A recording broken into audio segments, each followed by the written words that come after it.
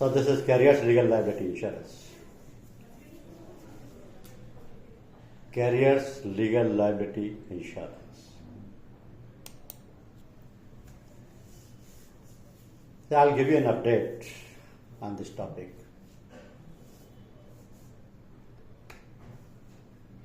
Total road transportation business in India in 2024, means in previous calendar year, was around $157.45 billion. Only road transportation business. So with the majority of India's freight transportation, over 70% carried out by road. India का जो total transportation है उसका 70% road transportation से ही होता है. The market value of the Indian road freight transport industry is estimated to be around 12.13 trillion in 2023. अब यह लगभग 1.25 साल में कितना बड़ा होगा आप एस्टिमेट कर सकते हैं. It was 12.13 trillion. क्या रीजन है इसके कि रोड ट्रांसपोर्ट बहुत तेजी से बढ़ रहा है. अर्बनाइजेशन, शहरीकरण, population increase, e-commerce boom, and rising income levels are driving this growth. Secondly, India has the second largest road network,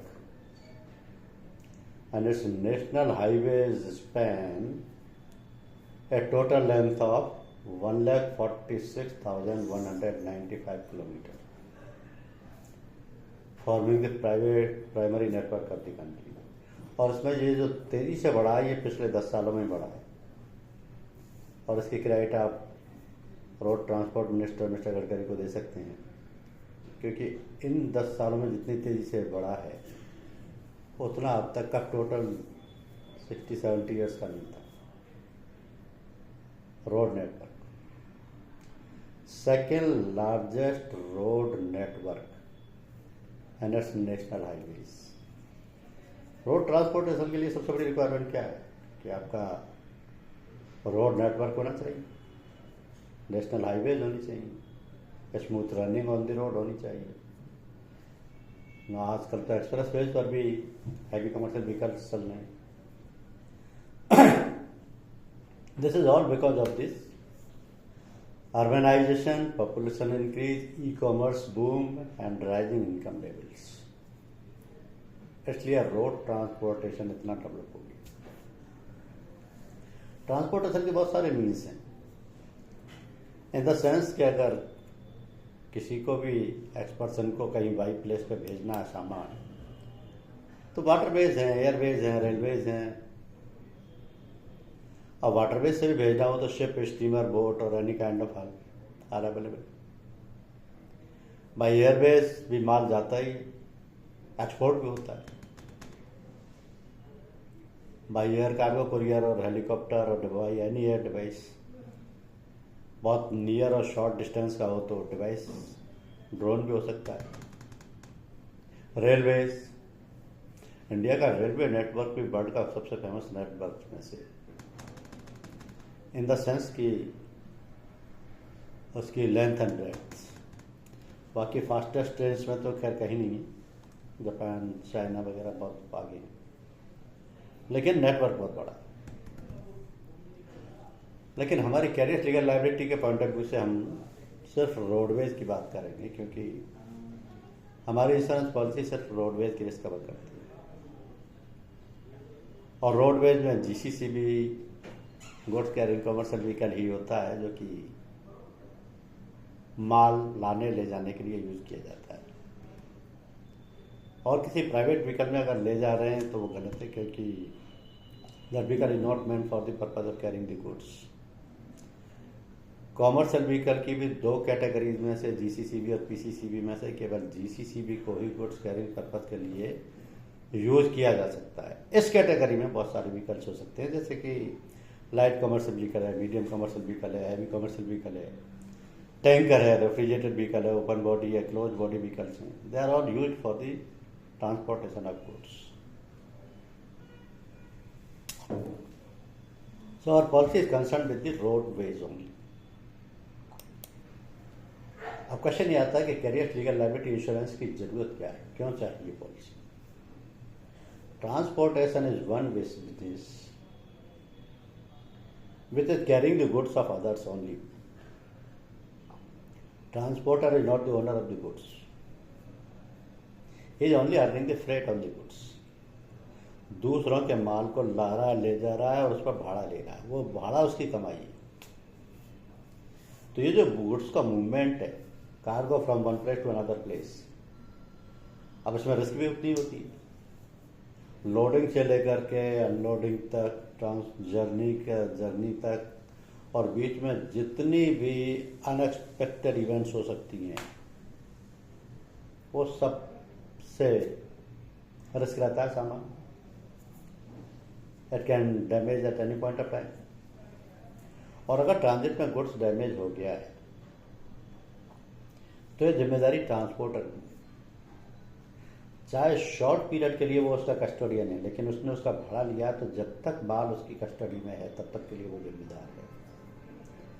अगर मैं किसी एक ट्रांसपोर्टर के थ्रू एक सामान दूसरी जगह पर भेज रहा हूँ, से फॉर एग्जाम्पल जयपुर से विजयवाड़ा भेज रहा हूँ, तो जब तक मेरा सामान विजयवाड़ा सेफली डिलीवर नहीं हो सकता तब तक तो ट्रांसपोर्टर से ही मैं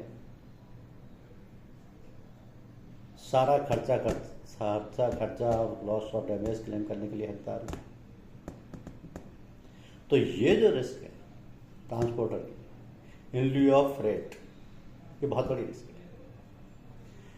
क्योंकि जो भेज रहे हैं वो तो नंबर ऑफ डिफरेंट पर्सन्स हो सकते हैं, लेकिन जिस गाड़ी में माल जा रहा है वो एक ही गाड़ी अगर पलट जाती है, ओवरटाइम हो जाती है, तो उसमें 20-50 सैकड़ों लोगों का सामान होगा और वो सारा की सारा लायबल टू डैमेज है. तो वो सबके कंपनसेशन के लिए वो जिम्मेदार है. तो ये रिस्क बहुत बड़ी, क्योंकि हो सकता है कि ट्रांसपोर्टर जितना कमाए उससे ज़्यादा उसको लॉस और डैमेज पे करने पड़ जाए. इस रिस्क के बचाने के लिए या उससे बचने के लिए उसके पास केवल एक ही ऑप्शन है, और वह है कैरियर लीगल लायबिलिटी इंश्योरेंस. क्योंकि जितने भी ट्रांसपोर्टर फर्म होती हैं, जितने भी कैरियर फर्म होती हैं, जितनी भी लॉजिस्टिक फर्म्स होती हैं, उनका डे टू डे का ये बिजनेस है कि they are carrying the goods from one place to another place on everyday basis in every vehicle may be owned by them और हायर्ड बाई देम. तो ये सिंपल नहीं होगा, क्योंकि इस रिस्क के लिए कहीं ना कहीं उनको प्रोटेक्शन तो चाहिए, and that protection is provided only in the shape of carrier legal liability insurance. क्या है ये? जाहिर सी बात है कि इसको ट्रांसपोर्टर लेता है या कैरियर लेता है या लॉजिस्टिक फर्म लेती है, लेकिन उनके लिए भी एक ऑप्शन ये बहुत बड़ा बचता है कि सारे ट्रांसपोर्टर के पास बहुत ज़्यादा नंबर ऑफ व्हीकल्स नहीं होते. कुछ के पास तो इवन उनके रिक्वायरमेंट के हिसाब से भी नहीं होते.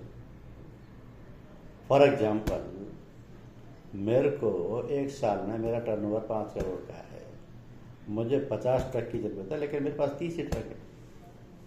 अब 30 ट्रक से मेरा काम नहीं हो पा रहा, और 20 ट्रक खरीदना मेरे लिए आसान बात नहीं है, डिफ़िकल्ट है. तो मेरे पास एक ऑप्शन रहता है कि मैं ओन व्हीकल्स के अलावा हायर्ड व्हीकल कर, यानी भाड़े पर ले लूँ, उनका किराया पे कर. तो जितना उस ट्रक का किराया होगा, अगर मेरी इनकम उससे ज़्यादा हो रही है तो आई पर दैट.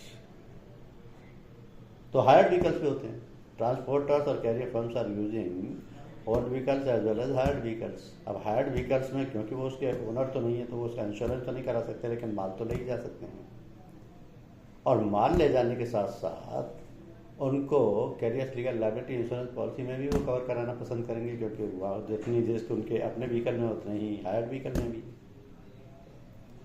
तो बड़े सिंपल से लॉजिक है कि उनके पास जितने भी व्हीकल हैं, जितने भी व्हीकल्स को वो ट्रांसपोर्टेशन पर्पज के लिए यूज़ कर रहे हैं, सबका इंश्योरेंस चाहिए. और सबका इंश्योरेंस एक ही पॉलिसी में हो जाता है, जिस पॉलिसी को हम carrier legal liability insurance policy बोलते हैं. क्या है इसका कवरेज? इसमें बहुत कम रिस्क कवर है, लेकिन जो हैं वो इतनी है कि वो बहुत ज़्यादा फ्रीक्वेंसी में होती है। For example fire, explosion, accident और नेग्लिजेंस। वैसे कवरेज में सिर्फ ये 4 रिस्क कवर है। और फायर कब किस व्हीकल में हो जाए nobody knows.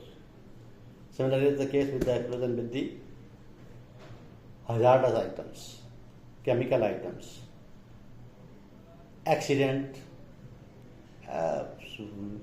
The simplest and the easiest reason on the road is accident.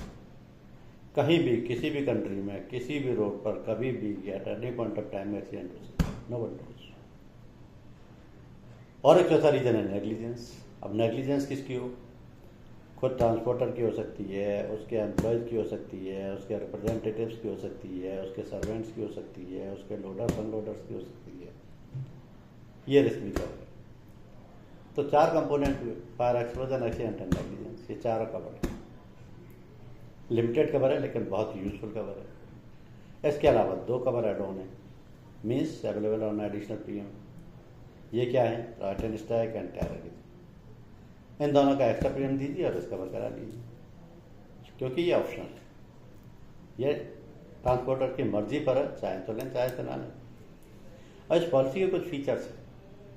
पहली चीज़, ये 12 महीने से ज़्यादा के लिए नहीं मिलेगी। 12 महीने की एक्सपायरी पर ये रिन्यूएबल है for further 1 year. Every year it can be renewed. Established firm को दी जाती है, लेकिन एक कंडीशन होती है। कंडीशन ये है कि उसके पास जितने भी व्हीकल्स हैं, चाहे वो ओन्ड और हायर हो, उन सबकी separate motor comprehensive package policy होनी चाहिए। मोटर व्हीकल की रिस्क तो मोटर पॉलिसी में कवर होगी ना। कैरियर्स लीगल लायबिलिटी पॉलिसी तो केवल माल की रिस्क कवर करेगी, व्हीकल की रिस्क तो कवर करेगी नहीं। व्हीकल की रिस्क मोटर पॉलिसी के अलावा और कोई पॉलिसी कवर नहीं करती। माल की कर लेगी कैरियर्स लीगल लायबिलिटी। तो व्हीकल्स के लिए, हर व्हीकल के लिए एक सेपरेट मोटर पैकेज पॉलिसी होनी चाहिए। ट्रांसपोर्टर का ये लॉजिक वहाँ काम नहीं करेगा कि मैंने अपने व्हीकल्स ही करा लिए, हायर्ड व्हीकल्स की हायर्ड व्हीकल्स के मालिक जाने लो। वो हायर्ड व्हीकल्स के मालिक कराएं और उसकी भी पॉलिसी कॉपी साथ में हमें कंफर्मेशन के लिए चाहिए कि yes these vehicles are insured under a comprehensive policy. This is our precondition. फिर सारे व्हीकल रोड वर्दी कंडीशन में होने चाहिए।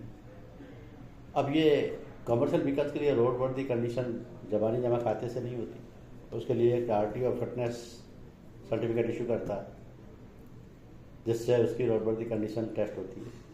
और ये फिटनेस सर्टिफिकेट हर कमर्शियल व्हीकल के लिए कंपलसरी है। फिर इंश्योरेंस कंपनी फ्लीट पॉलिसी देगी जिसमें उसके सारे व्हीकल कवर हो जाएंगे। लेकिन ये फ्लीट पॉलिसी लेना या सिंगल पॉलिसी लेना भी कस्टमर की चॉइस है। अगर उसके पास 1 या 2 व्हीकल है तो वो सिंगल पॉलिसी लेना प्रेफर कर सकता है। उसके पास नंबर ऑफ व्हीकल्स हैं तो फ्लीट पॉलिसी लेना प्रेफर करेगा। पर ट्रांसपोर्टेशन से रिलेटेड कुछ इंपॉर्टेंट डॉक्यूमेंट्स होते हैं जो कि हर ट्रांसपोर्टर मेंटेन करता है। जैसे लॉग बुक है, हर व्हीकल का रिकॉर्ड होता है। कंसाइनमेंट नोट है, जो भी माल भेजा जा रहा है उसका रिकॉर्ड होता है। ये दोनों डॉक्यूमेंट जरूरी हैं। इनका बीमा करते समय इनकी ज़रूरत नहीं पड़ेगी, कोई वेरिफिकेशन नहीं होगा, लेकिन क्लेम इन्हीं के बेसिस पर सेटल होगा अगर लॉस हुआ है। और मिनिमम प्रीमियम पॉलिसी का है 500 प्लस GST। और उसमें एक मोस्ट कंफर्टेबल पॉइंट आता है कि ट्रांसपोर्टर को कुछ ऐसा रिलीफ दिया जाए जिससे कि उनका ट्रांसपोर्टेशन बिजनेस में कहीं कोई फर्क ना पड़े।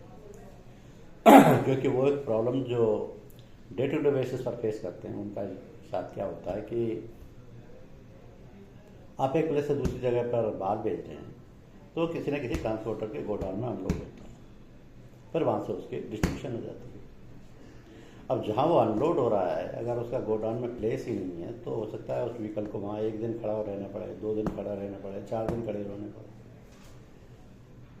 अगर लोडेड व्हीकल वहाँ खड़ा हुआ है तो उसमें जो सामान है उसकी रिस्क होती है, क्योंकि वैरायटी ऑफ गुड्स होता है।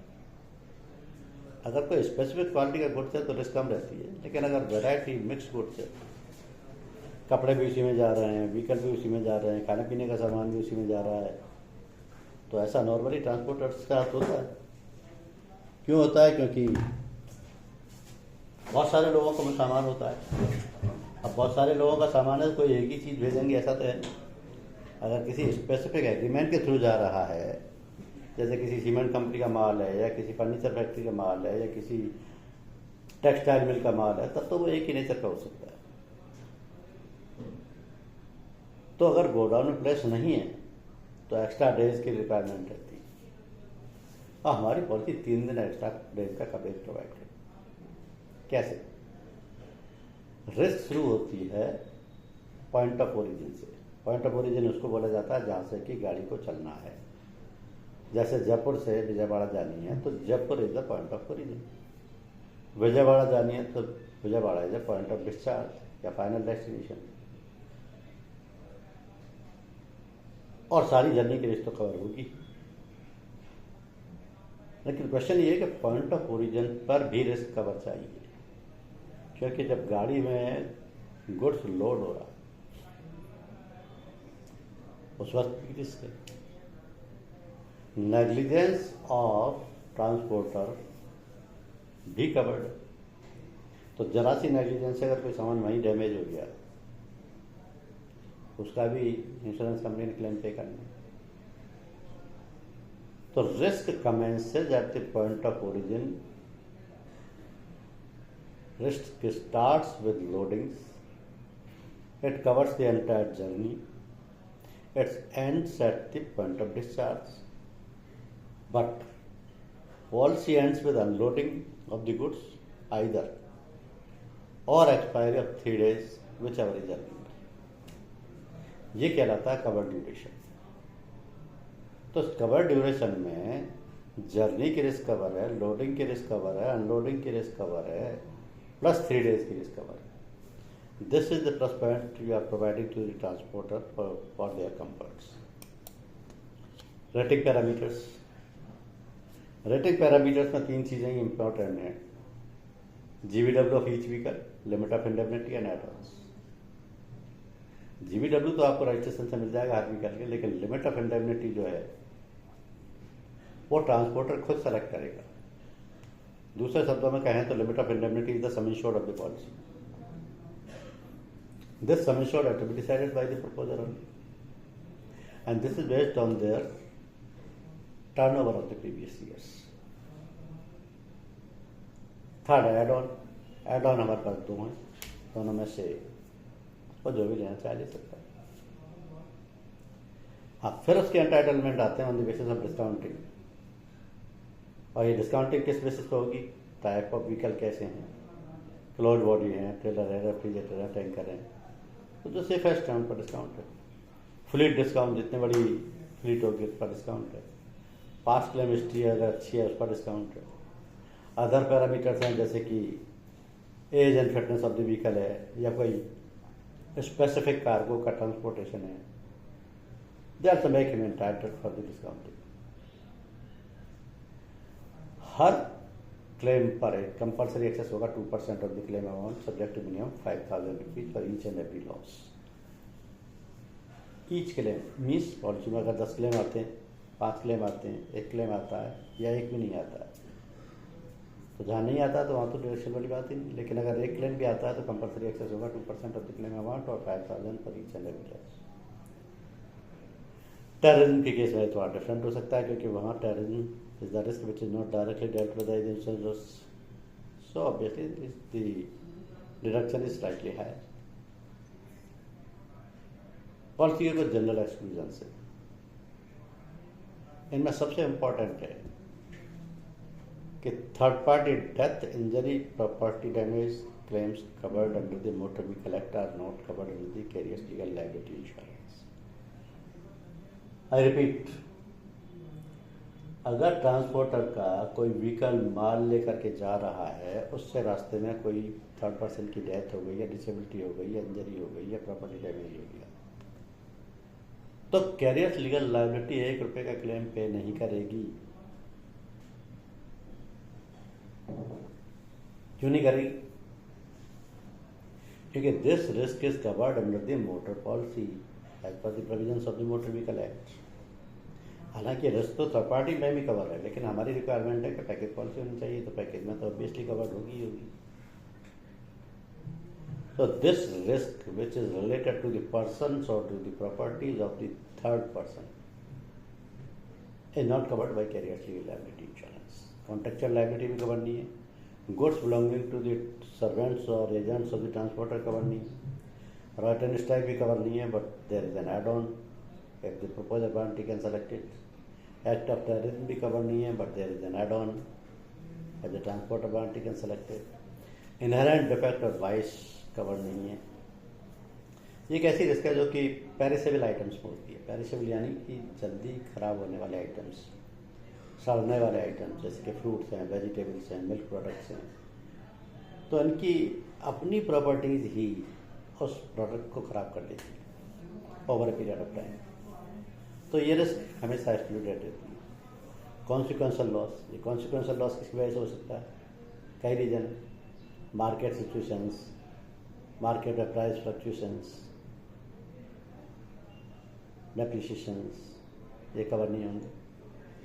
कोई पर्टिकुलर ट्रांसपोर्टेशन से रिलेटेड डॉक्यूमेंट्स अगर नहीं है जिसकी वजह से माल खराब हुआ या गाड़ी नहीं चली गई और या अलाउ नहीं की गई, एंट्री अलाउ नहीं की गई, तो ये ट्रांसपोर्टर का खुद का फॉल्ट है. से सपोज परमिट तो है उसके पास, लेकिन स्टेट परमिट है और गाड़ी दूसरे स्टेट में एंटर हो गई. At the border vehicle was stopped, vehicle stayed there for 10 days, entire goods decayed. This is not a claim payable under the carrier legal liability policy because of this exclusion. तो इस तरीके के exclusion policy में cover नहीं है. Claim की अगर situation आ जाती है, चाहे पार्शल हो या टोटल, तो इस पॉलिसी में सबसे पहली रिक्वायरमेंट ये है कि उस लॉस का फिजिकल इंस्पेक्शन चाहिए. क्यों चाहिए फिजिकल इंस्पेक्शन? पॉलिसी केवल गुड्स का लॉस कवर करती है, पॉइंट नंबर 1. गुड्स ट्रांसपोर्टर का तो होता नहीं, लेकिन उसकी कस्टडी में होता है, पॉइंट नंबर 2.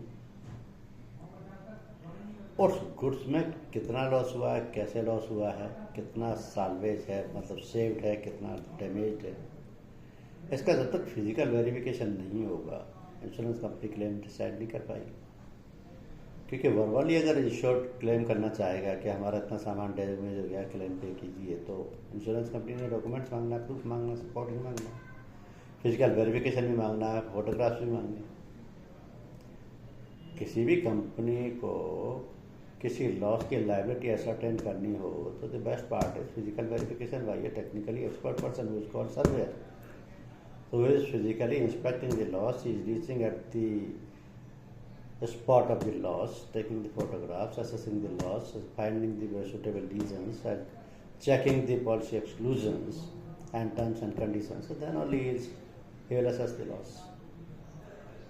तो ये प्रोसेस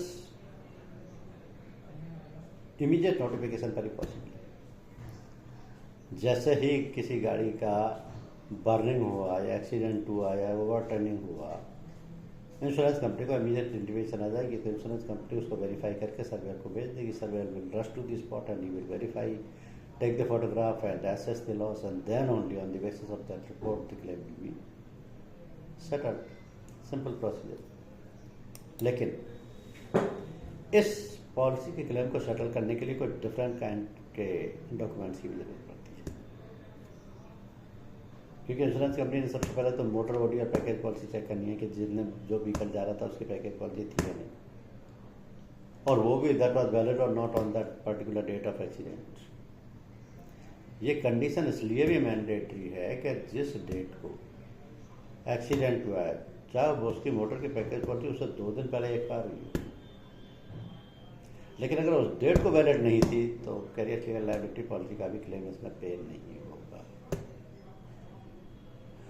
तो दूसरी कंडीशन ये है कि अगर पॉलिसी एक्सपायर भी हो गई है तो it has to be renewed in continuation so that the risk of the motor vehicle is covered.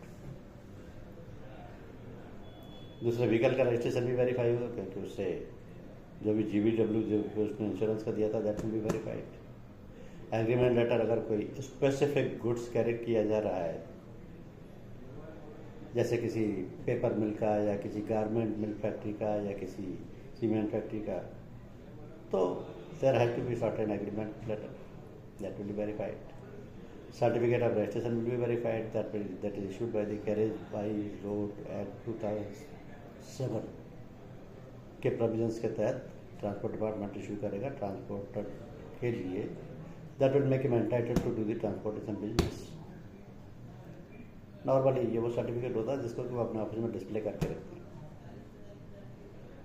Fitness certificate of that vehicle will be verified, then claim form, goods received and good forward note. These are the documents which are related to the transportation business. Goods received, आपने देखा होगा normally कोई भी person अपनी life में 2, 4, 10, 5 जगह तो माल भेज ही चुका होता है. कभी ट्रांसफ़र होता है तो सारा का सारा सामान भी जाता है, कभी रिक्वायरमेंट होती है तो वैसे ही कोई कैरियर से भेजा जाता है. छोटी मोटी चीज़ें तो कुरियर कर दी जाती है, लेकिन बड़ा सामान हो तो फर्स्ट प्रायोरिटी रूट को ही होती है. जब माल भेजते हैं और भाड़ा पे करते हैं तो ट्रांसपोर्टर जो डॉक्यूमेंट इशू करता है उसको बोलते हैं GR, गुड्स रिसीप्ट. और भी इसके लिए दूसरा शब्द किया जाता है यूज, वो है बिल्टी. तो इसमें ट्रांसपोर्टर बहुत ब्रीफ में डिटेल देता है, लेकिन वो ब्रीफ डिटेल में सारे की पर्टिकुलर होते हैं. ओनर का नाम, quantity, number of items, value, from where to, on what date, ये सारे पर्टिकुलर्स उसमें आ जाते हैं. तो ये जो गुड्स रिसीट है, this is a document which is sum of the total goods carried by the transporter in a vehicle. इससे पता लग जाता है कि इस गाड़ी में कितने का माल जा रहा है, इनका अगर टोटल कर लिया जाए तो. फिर गुड फॉरवर्ड नोट है जो कि दूसरे ट्रांसपोर्टर को जाएगा, जिसमें कि वो जो अगर माल को अनलोड करेगा तो वो एक एक चीज़ को टैली करेगा कि जितना सामान आया वो तो है या नहीं इसमें. सिर्फ ये कि गाड़ी पहुंच गए सामान उतार लिया ऐसा तो नहीं है ना. उसे ये पता होना चाहिए ना कि क्या क्या चीज़ उतारी जा रही है, क्या क्या सामान इसमें आया है, क्या उन्होंने भेजा था और क्या आया और कितना रास्ते में गायब हो गया. That will be cross-tallied by the good forward note. So these are the documents taken at the time of claim to settle by the insurance company. Because this nature of business is slightly different to others, तो इन documents के बिना claim settlement नहीं हो सकता. अब अगर आपको ये पॉलिसी किसी भी ट्रांसपोर्टर फर्म को या कैरियर फर्म को या लॉजिस्टिक फर्म को देनी है तो you need some bare minimum detail from the transporter for generating quotes. क्या होगी वो bare minimum detail? Number of vehicles to be covered, gross vehicle weight of each vehicle, limit of indemnity selected by the transporter, add-on required, lighter type, and terrorism or none. Type of body, vehicles are closed body, tankers, trailers, refrigerated vehicles, age of vehicles, type of cargo, past claim history, or a single policy is required or a fleet policy is required. ये वो bare minimum detail है जिसके basis पर proposal को accept किया जाएगा, rating की जाएगी.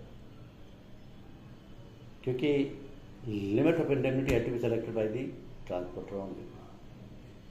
This is the major point which will decide premium will be applicable on what sum. So this is the sum. Then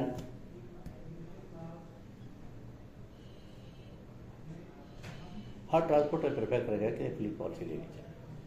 उसके पास 5 व्हीकल होंगे तो भी, 50 व्हीकल होंगे तो भी, 500 व्हीकल होंगे तो भी. क्योंकि फ्लीट पॉलिसी एक ऐसा कंफर्टेबल डॉक्यूमेंट है जिसमें कि उसके सारे व्हीकल्स की रिस्क कवर हो जाएगी. उनकी भी जो कि ओन्ड है, उनकी भी जो कि हायर्ड. तो फ्लीट इज कंफर्टेबल पॉलिसी. हालांकि जिस तरीके से मोटर व्हीकल पॉलिसी हर व्हीकल के लिए लेना कंपलसरी है, इस तरीके से कैरियर लीगल लायबिलिटी पॉलिसी लेना कंपलसरी नहीं है. लेकिन इसके बिना ट्रांसपोर्टर का बिजनेस नहीं हो सकता. This is an everyday affair. This can happen with every vehicle sent by the transport.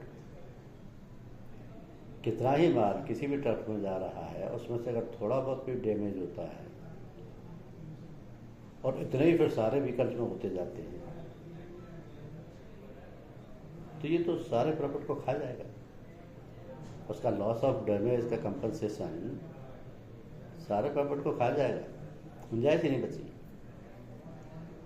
तो अभी transporter need this policy. The carrier need to renew the comprehensive motor policy. No claim will be payable under the carrier's legal liability policy if OD or package policy is not in effect at the time of the claim. ये जो हमारी pre condition है कि हर vehicle के लिए OD और package policy यानी कि कॉम्प्रिहेंसिव पॉलिसी यानी कि पैकेज पॉलिसी होना ज़रूरी है। ये इसीलिए है कि कैरियर्स लीगल लायबिलिटी पॉलिसी कोई भी क्लेम पे नहीं करेगी इंश्योर्ड को अगर at the time of accident package policy valid नहीं पाई गई,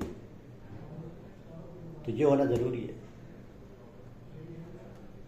अच्छा, कैरियर्स लीगल लायबिलिटी पॉलिसी किसी भी टाइप के कार्गो कैरी करने वाले ट्रांसपोर्टर को दी जा सकती है, क्योंकि कुछ लिमिटेड ट्रांसपोर्टर्स ऐसे होते हैं जो कि स्पेसिफिक कम्युनिटी में डील करते हैं, वरना normally variety of goods carry करते हैं। नॉर्मली कुछ फर्म्स ऐसी होती हैं, जैसे मान लीजिए मेरे एक ट्रांसपोर्ट फर्म है, उसमें सिर्फ टैंकर ही टैंकर, और टैंकर इसलिए है कि मेरा हिंदुस्तान पेट्रोलियम से टाई है, मुझे उनके यहाँ से पेट्रोल उठाना और दूसरी जगह उनके डिस्ट्रीब्यूटर्स को देना, तो आई नीड ओनली टैंकर्स। अब मेरा टैंकर भी स्पेसिफिक व्हीकल हो गया और मेरा गुड्स भी स्पेसिफिक हो गया, तो मुझे हाईली इम्प्लेमेबल पेट्रोल डीजल्स लेने, और from the safety point of view I need only tanker. लेकिन अदरवाइज जो वैरायटी ऑफ ट्रांसपोर्टर्स वो हर तरीके का मिक्स गुड कैरी करते हैं, तो किसी भी तरीके के गुड्स के लिए कोई रेस्ट्रिक्शन नहीं है, provided that goods is not band by the law, not legally permitted by the law, otherwise every kind of goods can be carried out. Normally common carriers होते हैं, ये जो कैरियर्स होते हैं ये रजिस्टर्ड फर्म होती है under the carriage by road act 2007। तो ये जो पॉलिसी दी जाती है नॉर्मली कॉमन कैरियर्स ही लेंगे इसमें। हाँ, यहाँ पर एक पॉइंट आता है कि वो common carriers legal liability policy ही क्यों लें, वो मैरिन ट्रांजिट पॉलिसी भी तो ले सकते हैं, क्योंकि मैरिन ट्रांजिट पॉलिसी भी तो ट्रांजिट के रिस्क कवर कर रही है, और सारे रोड के व्हीकल जो रोड जा रहे हैं उनकी ट्रांजिट रिस्क उसमें कवर हो जाएगी। तो उनके पास ये ऑप्शन है कि वो मैरिन ट्रांजिट पॉलिसी ले लें, सारा माल उसमें भी कवर होता है। यहाँ ये इम्पोर्टेंट क्वेश्चन ट्रांसपोर्टर के लिए सुटेबल नहीं, क्योंकि यह कन्फ्रंटेशन इस बात का है कि marine transit policy suitable to the persons who are owners of the goods. अब ये ओनर कौन हो सकते हैं? एक तो रियल ओनर, या बायर और सेलर, या कंसाइनी और कंसाइनर। तो उनके लिए तो मैरिन में पॉलिसी लेना ठीक है। मैरिन पॉलिसी की खास क्वालिटी क्या है कि marine policy freely assignable policy. अगर रास्ते में भी गुड्स बेच दिया तो उसका इंश्योरेबल इंटरेस्ट ऑटोमेटिकली ट्रांसफर मान लिया जाता है, फ्रीली असाइंड। पॉलिसी लेने वाला सेलर था, रास्ते में माल बिक गया, बायर को ट्रांसफर हो गया। अगर बायर के पास गुड्स और डैमेज कंडीशन में मिला तो he can claim, because this policy is freely assignable policy. ये carrier legal liability policy freely assignable नहीं है, क्योंकि इसमें तो ट्रांसपोर्टर कहीं भी ओनर है ही नहीं। He does not have any kind of ownership on the goods carried by him in his vehicle, owned vehicle or hired vehicle. So this marine transit policy is not suitable for this business. अच्छा, vehicles covered can be owned or hired, उसमें तो कोई issue नहीं। अब एक question ये आता है कि मोटर पॉलिसी में या कैरियर लीगल लायबिलिटी पॉलिसी में अंडर इंश्योरेंस क्यों नहीं अप्लाई होता? फायर में होता है, इंजीनियरिंग में होता है, मोटर में क्यों नहीं होता है? उसके पीछे लॉजिक। कि मोटर की जो पॉलिसी होती है that is always issued on the IDV basis. अभी आईडीबी क्या है?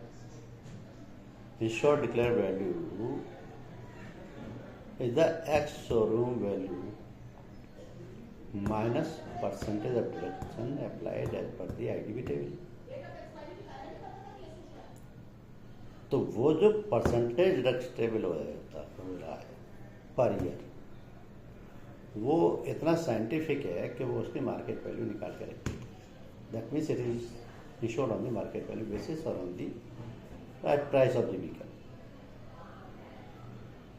तो वहाँ अंडर इंश्योरेंस की गुंजाइश ही नहीं। और उसमें आपने देखा होगा फ्लक्चुएशन कितना होता है, 5 या 10% ऊपर नीचे हो सकता है, अदरवाइज वो आईडीबी पर ही इंश्योर्ड होता है। और वो आईडीबी कंटिन्यूस डिडक्टेबल होती है। 5 साल की तो टेबल है, उसके बाद भी हर साल आपने नॉर्मली 10% का कम पर ही बीमा करना है, क्योंकि the value of the vehicle depreciate every year according to the use of the vehicle and over a period of time the value becomes zero. जैसे आरटीओ के नॉर्म्स में ही 15 साल बाद व्हीकल की लाइफ ही खत्म हो जाती है या आरसी रिन्यू करानी पड़ती है, ऐसे उसकी वैल्यू भी खत्म हो जाती है। तो वहाँ अंडर इंश्योरेंस की जरूरत नहीं होती।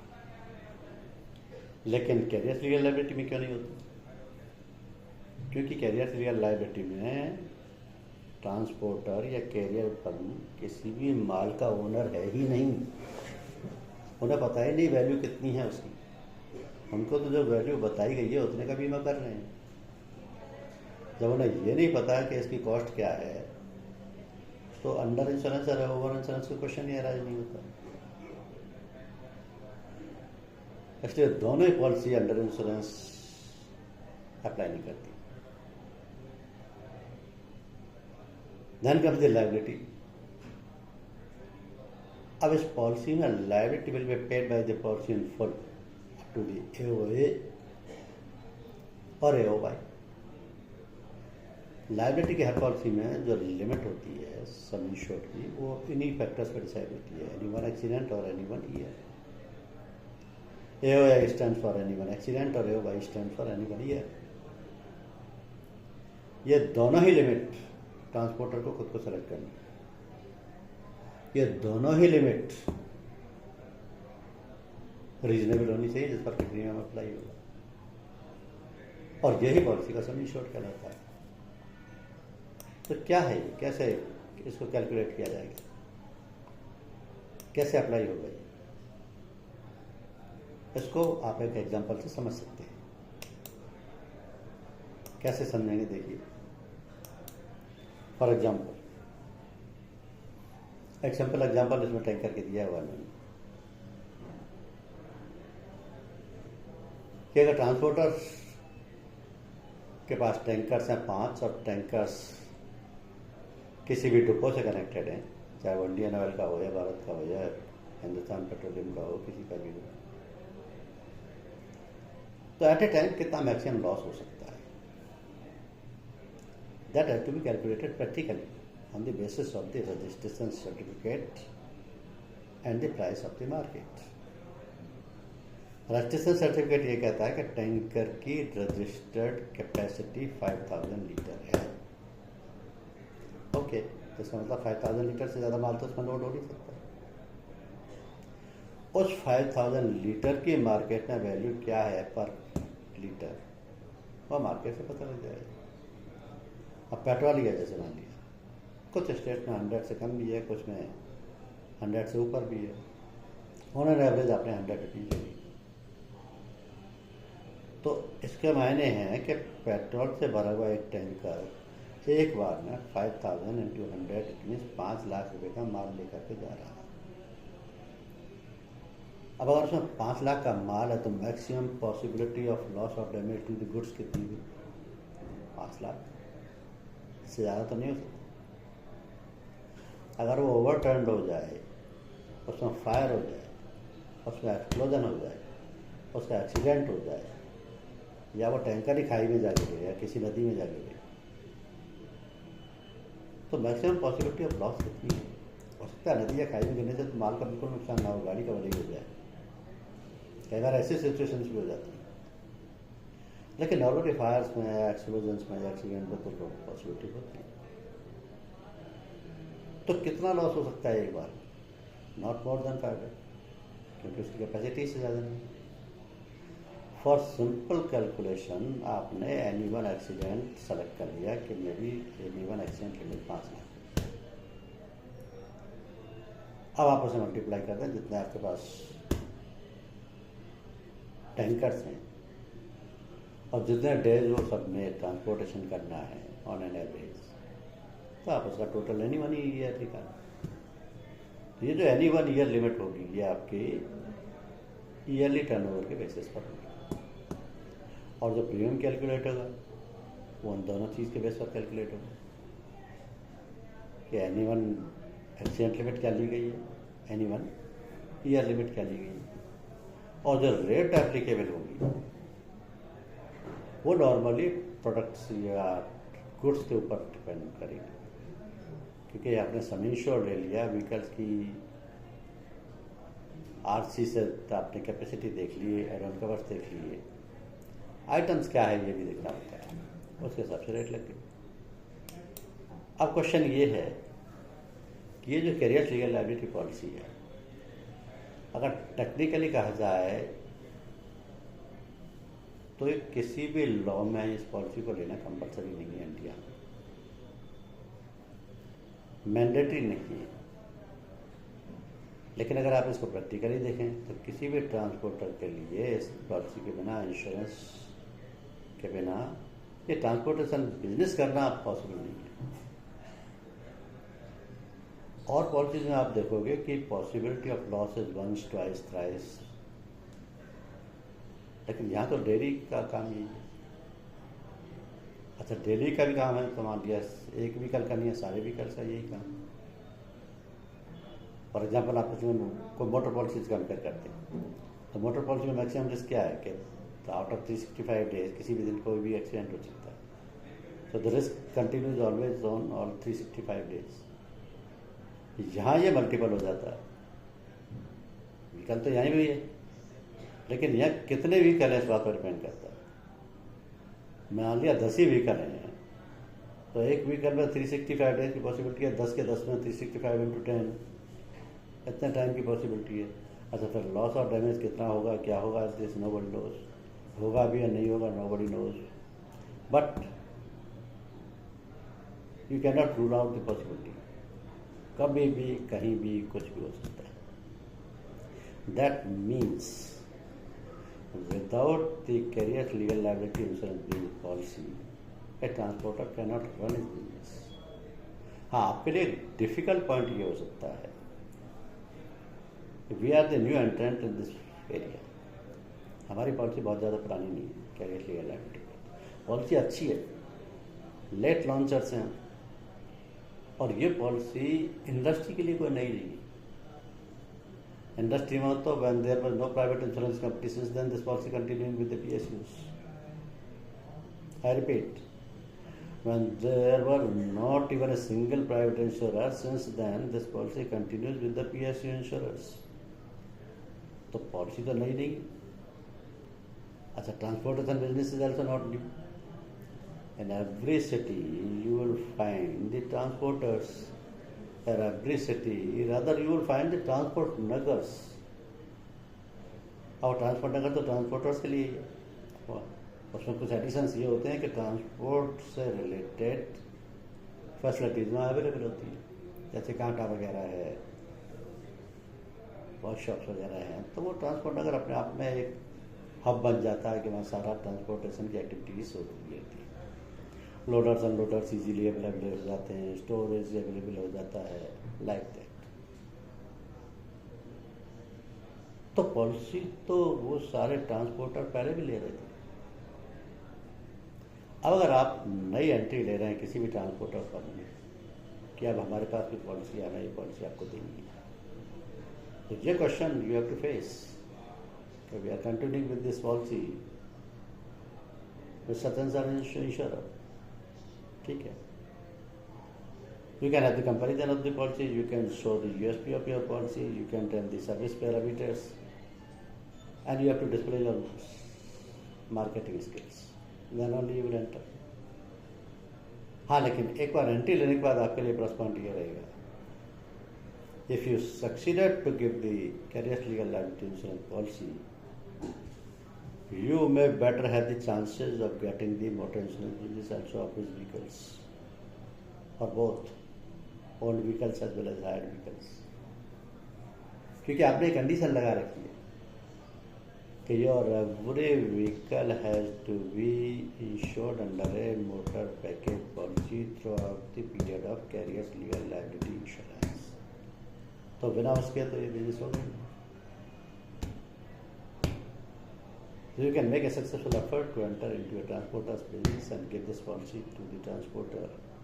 Once you succeeded to give this policy, you will obviously get the benefit of taking the insurance of the motor vehicles as well. So this is all about the carrier's legal liability insurance. Now if you have any questions, you can ask me. कोई भी सवाल आप पूछ सकते हैं. I presume कि most of you are already selling this policy.